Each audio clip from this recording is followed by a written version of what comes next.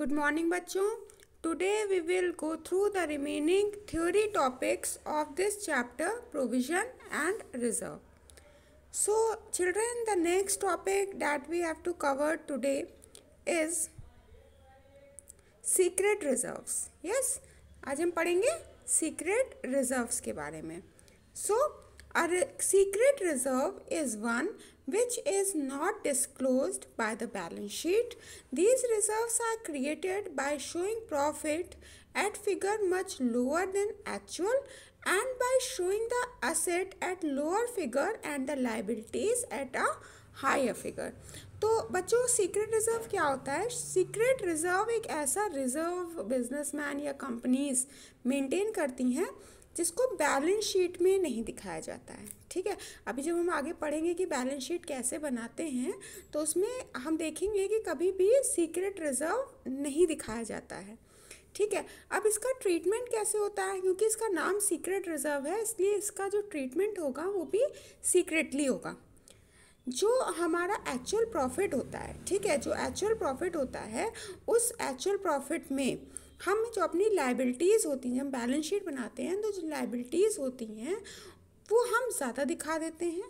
ठीक है, और जितने असेट साइड हमारी होती है, जो असेट्स होते हैं उनको हम एक्चुअल फिगर से, जितने एक्चुअल असेट्स होते हैं उससे कम पे दिखाते हैं.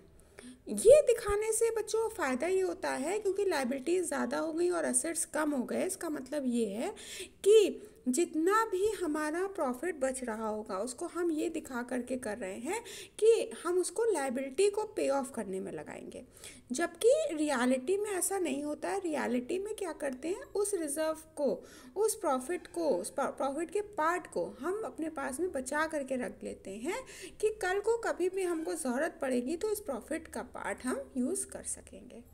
Is that clear? Now the next topic is accounting for provisions, provision for doubtful debts. अब हम पढ़ेंगे वेरियस प्रोविजंस के बारे में जो एक कंपनी या एक बिजनेसमैन बनाते हैं.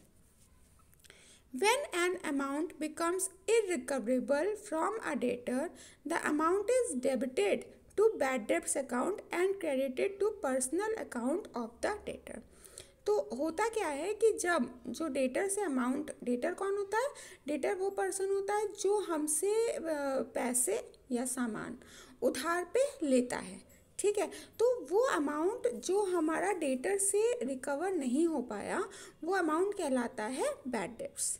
ठीक है, तो ये बैड डेब्ट्स का अमाउंट डेबिट किया जाता है डेटर्स के अमाउंट पे.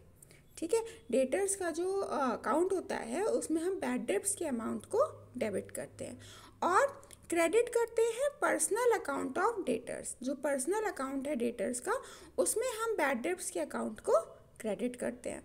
At the end of the year, the list of the debtors may still contain some debts which are doubtful for recovery. ठीक है, तो जब जो फाइनेंशियल ईयर होता है जब वो ख़त्म होता है तब भी हमारे पास में कुछ ऐसे डेटर्स बचते हैं जिनका अमाउंट डाउटफुल है कि वो देंगे या नहीं देंगे. ठीक है, उनसे रिकवरी पैसे की या सामान की हो पाएगी या नहीं हो पाएगी.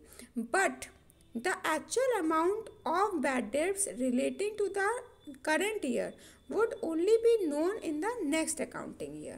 लेकिन जो हमारा एक्चुअल अमाउंट होता है बैड डेब्ट्स का कि कितना अमाउंट हमारा रिकवर नहीं हो पाया, कितना पैसा हमको हमारे डेटर से नहीं मिल पाया करंट ईयर में, ये सिर्फ इसका सच पता है ना, इसका जो ट्रू अमाउंट है उसका एस्टिमेशन सिर्फ हो पाता है आने वाले अकाउंटिंग ईयर में. As such, in order to ascertain the true profits of the current year, a provision called provision for doubtful debts is created out of current year's profit. ठीक है, और ट्रू प्रॉफिट को ascertain करने के लिए current year के हमें क्या करना होता है, हम एक प्रोविज़न बनाते हैं जिसका नाम होता है प्रोविज़न फॉर डाउटफुल डेब्ट्स. ठीक है, इस नाम का एक प्रोविज़न बनाया जाता है करंट ईयर के प्रॉफिट से. ठीक है, to provide for the possible bad debts which would be known in the next year. ये क्यों बनाया जाता है? ये इसलिए बनाया जाता है कि हमारे जो बैड डेब्ट्स हैं आने वाले साल में जिनका हमें पता चलेगा उनके लिए हम एक रिज़र्व अपने पास में बना करके रखते हैं. इसको हम कहते हैं प्रोविज़न फॉर डाउटफुल डेब्ट्स। ठीक है, नेक्स्ट जो हमें टॉपिक पढ़नी है वो है provision for discount on debtors. Usually, all the businessmen allow discount to their debtors to encourage quick and prompt payment. Such discount is an item of expense and such shown on the debit side of PL account. Debtor से जल्दी payment लेने के लिए जो businessman होता है वो क्या करता है, एक डिस्काउंट प्रोवाइड कराता है कि अगर आप हमें जल्दी टाइम से पहले पेमेंट कर देंगे तो हम आपको एक डिस्काउंट देंगे। ठीक है, जिसको हम कहते हैं provision for discount on debtors. ठीक है, ये जो प्रोविजन होता है ये प्रॉफिट एंड लॉस के डेबिट साइड में दिखाया जाता है। लास्ट है हमारा provision for discount on creditors. Provision for discount on creditors का मतलब क्या होता है, we receive cash discount from creditors when we make prompt payments to them. ठीक है, हमें अपने क्रेडिटर्स से एक डिस्काउंट रिसीव होता है अगर हम उनको प्रॉम्प्ट पेमेंट मतलब अगर हम उनको जल्दी पेमेंट कर देते हैं तो। Such discount will also be received on the amount of closing creditors when we make payments to them early next year. Although such discount will be received by us only in the next year, it is an income of current year.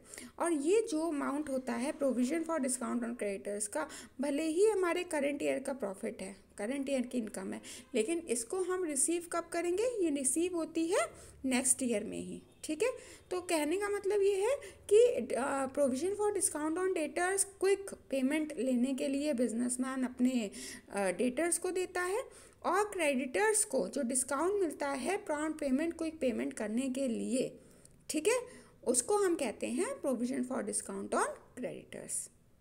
Okay, so children let's quickly revise what we studied today.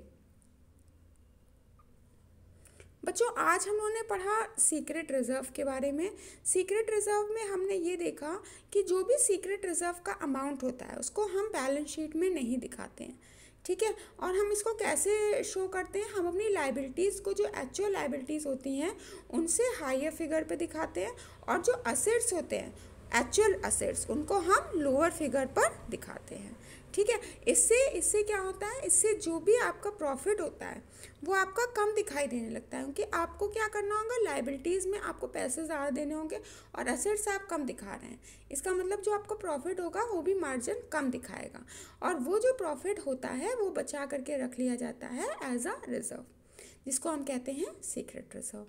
Next हमने पढ़ा provision for doubtful debts. Provision for doubtful debts का मतलब क्या होता है बच्चों, इसका मतलब ये बताया कि जो डेटर्स होते हैं उनसे जो पैसे हमें नहीं मिल पाते हैं, ठीक है, उसको हम बैड डेब्ट्स कहते हैं। और क्या होता है, ये अमाउंट हमारा डेबिट होता है, ठीक है, बैड डेब्ट्स अकाउंट में, और डेटर्स के पर्सनल अकाउंट में हम इसी अमाउंट को, बैड डेब्ट्स के अमाउंट को क्रेडिट कर रहे होते हैं। ठीक है, अब क्या करना है, जब जो डेटर्स होते हैं जिनसे पैसा मिलना डाउटफुल होता है उनका पता सिर्फ और सिर्फ हमारे साल के आखिरी में लग सकता है। ठीक है, और ट्रू प्रॉफिट्स को असरटेन करने के लिए, इसी के लिए इस बैड डेब्ट से बचने के लिए और ट्रू प्रॉफिट को असरटेन करने के लिए प्रोविज़न बनाया जाता है, इसको हम कहते हैं प्रोविज़न फॉर डाउटफुल डेब्ट्स। ठीक, नेक्स्ट टॉपिक हमने पढ़ा provision for discount on debtors. Provision for discount on debtors में हम लोगों ने बच्चों ये पढ़ा कि जो बिजनेसमैन होते हैं, ठीक है, वो अपने डेटर्स से, क्योंकि वो जल्दी पेमेंट कर सकें, जो हमारे डेटर्स हैं वो हमको जल्दी पेमेंट कर सकें, इसके लिए उनको एक डिस्काउंट प्रोवाइड करा जाता है, जिसको कहते हैं provision for discount on debtors. और प्रॉफिट एंड लॉस में इसको डेबिट साइड पे शो किया जाता है। अभी कैसे किया जाता है ये हम अपने न्यूमेरिकल्स में अभी पढ़ेंगे नेक्स्ट क्लास में कल।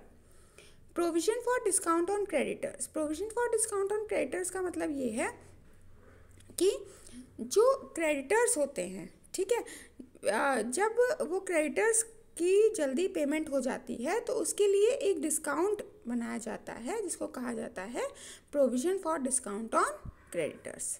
ठीक है, so children, I think that the theory part of this chapter provision and reserves is clear to you all.